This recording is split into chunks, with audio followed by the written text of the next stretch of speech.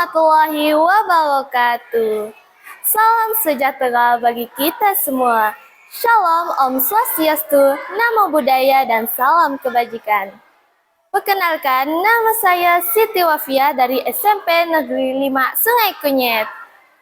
Bunga mekar harum baunya, disiram air setiap pagi. Dongeng bukan sekedar cerita, ada pelajaran yang berarti. Saya nak cerita tentang asal-usulnya Bukit Kelam. Bukit Kelam merupakan bukit batu besar atau monolit dengan ketinggian 1000 meter di atas permukaan laut. Bukit Kelam merupakan salah satu tujuan wisata andalan di Kabupaten Sintang, Provinsi Kalimantan Barat. Pada zaman dulu, ada dua orang sakti yang bernama Bujang Beji dan Marubai. Bujang Beji dan Marubai punya sifat yang bertolak belakang. Bujang Beji punya sifat yang suka belagak, sedangkan Marubai punya sifat yang baik hati. Bujang Beji dan Marubai sama-sama punya pekerjaan menangkap ikan. Bujang Beji menangkap ikan di Sungai Simpang Kapuas, sedangkan Marubai menangkap ikan di Sungai Simpang Melawi. Bujang Beji suka menangkap ikan yang besar maupun ikan yang kecil. Akibatnya, populasi ikan di Sungai Simpang Kapuas pun semakin menyusut. Bujang Beji suka menangkap ikan yang besar maupun ikan yang kecil. Akibatnya, populasi ikan di Sungai Simpang Kapuas pun semakin menyusut. Beda dengan Marubai. Marubai selalu melepaskan ikan yang kecil-kecil. Dia cuma mengambil ikan yang udah besar. Hal itu pun yang buat populasi ikan di Sungai Simpang Melawi pun masih terjaga. Populasi ikan di Sungai Simpang Kapuas pun semakin menyusut, membuat tangkapan hasil Bujang Beji semakin sikit. Sampai suatu hari, Bujang Beji melihat Marubai bawa ikan yang banyak dan besar-besar. Asa dengki pun menghampiri dirinya. Ditolak asa dengki pun nak mengalahkan Marubai. Bujang Beji menangkap ikan dengan cara memberi racun di Sungai Simpang Kapuas itu. Ikan Sungai Simpang Kapuas yang terkena racun itu pun mabuk dan menggelepar karena terkena racun tuba itu. Bujang Beji emang bisa dapatkan ikan lebih banyak dari Marubai. Tetapi populasi ikan di Sungai Simpang Kapuas bukan semakin menyusut, tetapi habis semua ikan karena terkena racun tuba itu. Kedengkian Bujang Beji pun semakin menjadi-jadi. Dia lihat Marubai tetap bawa banyak ikan. Bujang Beji pun berkata, "Aku nak tutup ya aliran sungai itu, biar Marubai tak bisa lagi dapat ikan."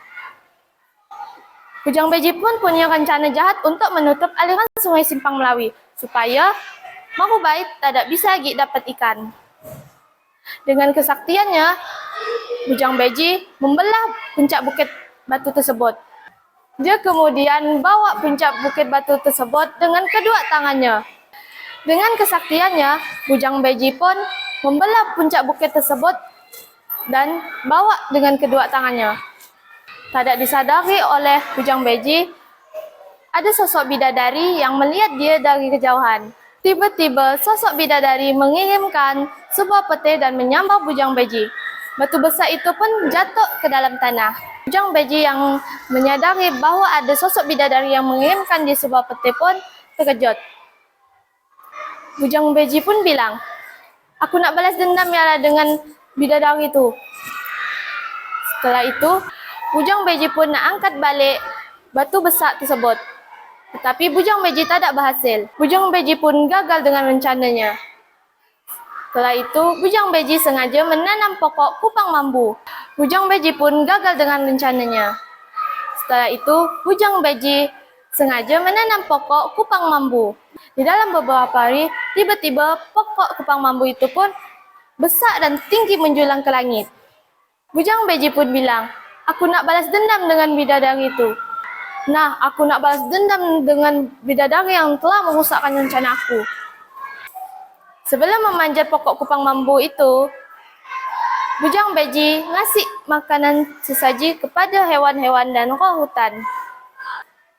Setelah mengasih makanan sesaji kepada hewan-hewan dan roh hutan pun, Bujang Beji pun memanjat pokok kupang bambu itu.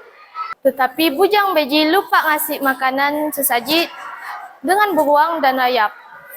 Rayap pun bilang, Lihat bujang beji, mana ada dia ngasih makanan sesaji dengan kita, ucap Rayap.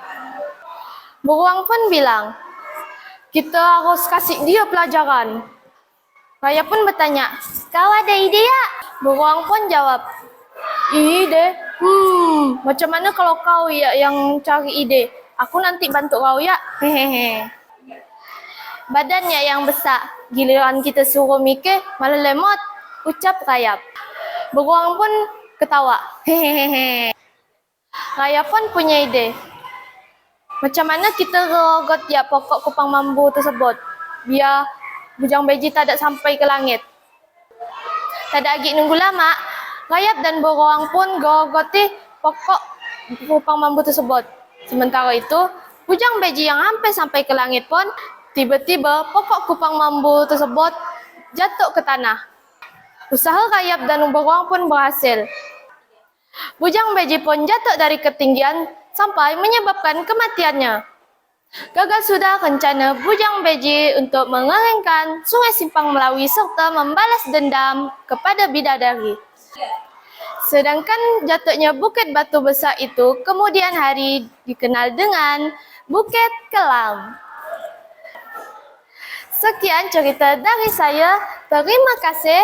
Wassalamualaikum warahmatullahi wabarakatuh.